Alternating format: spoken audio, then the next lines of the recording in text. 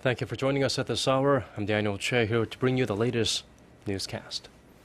President Park Geun-hye has nominated a mass communications and design expert as her new culture minister. Jong-deuk, a professor of visual communication design at Hongik University, was named on Sunday. The presidential office cited Kim's experience and expertise in the arts and his leadership as qualities that would help him realize President Park's key state goal of cultural prosperity. Sunday's nomination comes more than 2 weeks after the president's previous nominee withdrew amid allegations of perjury at his confirmation hearing. The recent nomination also comes after President Park named Hwang Woo-yeol as her education minister. The confirmation of both Kim and Hwang would give President Park a complete set of members for her new cabinet. The continual development, of weapons and rockets and artillery launches is not a choice but a must as long as U.S. threats against Pyongyang continue. And that's according to North Korea's main newspaper, Nodong Sinmun.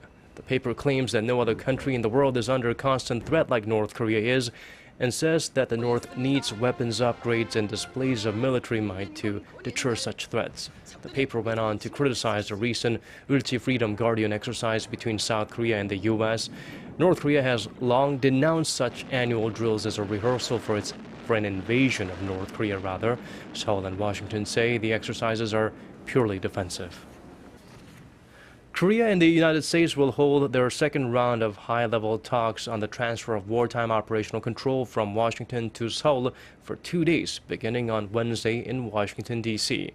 Diplomatic sources say there are expectations of an outline of the timing and conditions for the OPCON transfer, as the talks are taking place just 2 months ahead of the annual security consultative meeting between the two countries. Discussions are also expected to include an assessment of the South Korean military's response capability against North Korea's nuclear threats. The heads of the delegation will be Deputy Defense Minister Ryu Jae-seung and Deputy Assistant Secretary of Defense for East Asia, David Helvey. Japanese Prime Minister Shinzo Abe has reiterated his call for a summit with Chinese President Xi Jinping. Kyodo News reported he made the comments at a press conference in Sao Paulo where he said the two countries should talk because they have issues to solve. Relations between China and Japan have soured in recent years over a disputed island chain in the East Sea and Abe's visits to the Yasukuni Shrine. Japan raised tensions late last month by conducting a series of defense drills in Hawaii. Abe said he hopes to have the summit on the sidelines of the upcoming APEC summit in Beijing in November. The news follows another report that former Japanese Prime Minister Yasuo Fukuda may have made a secret visit to Beijing last month to explore the possibility of a summit between the two leaders. Efforts to contain the deadly Ebola virus in West Africa have not done much to stop the fear of a widespread outbreak. Residents in the most affected countries worry about containment as they bury their dead. And there is growing concern among people in the U.S. as an aid worker infected with the disease arrives for treatment. Our Kwon So-hwa has this report. The death toll from the Ebola outbreak has reached an alarming 729, which according to the World Health Organization is likely to be even higher. The fear and panic among residents in the countries most affected is rising. People in a village in Liberia, one of the 3 African countries hit hardest by the outbreak, chased away health workers and soldiers who tried to bury victims in local areas. Although the victims are buried in plastic bags, residents fear catching the disease. Some yelled, "You'd have to kill us all first," to the soldiers. Concerns about the outbreak hit home in the U.S. on Saturday as an American aid worker who contracted Ebola arrived at an Atlanta hospital for treatment. Dr. Kent Brantley is the first of 2 American aid workers with the disease to be treated in the U.S. The medical personnel handling the case made sure he was traveling under the highest level of protection from the plane to a suit. But while some people say it's fair to allow a U.S. citizen to be treated in his own country, others fear a local outbreak. The other aid worker, Nancy Wright-Ball, is expected to be transported to the hospital within the next few days. In Korea, the Health Ministry has asked the Ministry of Foreign Affairs to delay the re-entry of Korean citizens traveling home from the affected areas in Africa if they have symptoms such as fever and nausea that could be related to the disease. The Foreign Affairs Ministry is also discussing whether to issue travel warnings for adjacent areas. Kwon So-ah, ARIRANG News. An Israeli airstrike killed at least 10 people and wounded about 30 others at a United Nations school in the southern Gaza Strip on Sunday. This is the second attack on a UN school in less than a week. Witnesses and medics say a missile launched by an Israeli aircraft struck the entrance gate to the school. The school was a designated shelter for at least 3,000 displaced residents, many of them from the east of Rafah, where there have been heavy bombing since last Friday. The Israeli military said it is looking into the reported attack. The bloody fighting in Gaza continues to push up the death toll. More than 1,600 Palestinians, most of them civilians, have been killed since the conflict began on July 8th, and at least 66 Israelis have been killed, 3 of them civilians. Shifting gears now to a different story, the Korean government is aiming to lure more Chinese tourists to the country with a plan to ease visa entry requirements and establish medical centers for foreigners and resort complexes with casinos. Park Geun-hye reports. The number of Chinese people visiting Korea is on the rise, and the Korean government seems to want to keep it that way. Around 574,000 Chinese tourists visited Korea in June. That's almost half the total number of foreign tourists in the same period. The government says it will ease the visa application process and visa regulations for Chinese tourists by increasing the number of multiple entry visas so that more tourists can re-enter the country on a single visa. Authorities have also given the green light to the establishment of resort complexes with casinos and medical and education centers on the islands of Jong-deuk and Songdo, which are near Incheon Airport, and Jeju Island in the south. The government is also allowing the establishment of for-profit hospitals and medical centers for foreigners in 8 free economic zones in Jeju Island in order to serve the rising number of medical tourists visiting the country.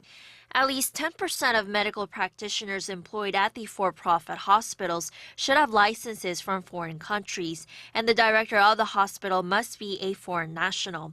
Similar deregulatory measures in the education and finance sectors will be laid out at a meeting later this month. Kim Ji-yeon, ARIRANG News.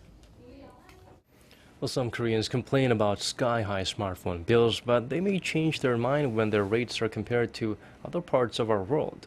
A recent study by the Japanese government found that people living in Seoul have the lowest smartphone bills of those in 7 of the world's major cities. Seoulites pay $24 for 47 minutes of call service, 338 text messages, and for 500 megabytes of data, whereas the same would cost $62 for those living in London and New York and $70 in Tokyo.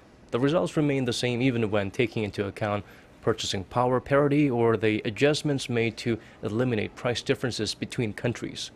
The study attributes heated competition among Korean telecoms as the main reason for the low prices. We are in the middle of the dog days of summer right now here in Korea, but for farmers it's never too early to begin thinking about Korea's harsh winter months and protecting their crops. To that end, a new type of heating system is catching on, and for good reasons, as our Paul Yi reports. This is a 6,000 square meter vinyl greenhouse in Gyeonggi-do province that cultivates tomatoes. Heating it over past winter months would have cost the owner as much as $30,000. This past winter, it cost him just $3,000. Now I only spend 1/10 of what I used to pay when I used the fuel-operated fan heater. It is a lot economical and profitable since it also reduces the harvest time by a month. What's Yi's secret? He's using a newly developed heater called a carbon heating net that is buried underground in furrows between rows of tomato plants. It's placed 50 centimeters deep in the soil, and when connected to electricity, the ideal temperature for the roots of the plant is maintained. The system also promotes the growth of crops, increasing production while reducing the time needed for harvest. This carbon heating net is made with carbon and silicon in the form of a net and can adjust the temperature automatically to provide better insulation and save power. A local institute tested its efficiency, and experts view it as a promising development. Because it raises the temperature of the roots, the growth period of crops in the early stages can be reduced by 2 weeks. With high oil prices in the country, many farmers hope this low-energy device will take some of the sting out of Korea's harsh winter months. Paul Yi, ARIRANG News. Tropical cyclone Nakri has passed, but of course we might feel the impact of coming superstorm that is Super Typhoon Hailung. And we are also expecting some strong winds and waves, so people are advised to stay off the beaches in Korea. And now let's take a look at the weather conditions in your neck of the woods and around the world.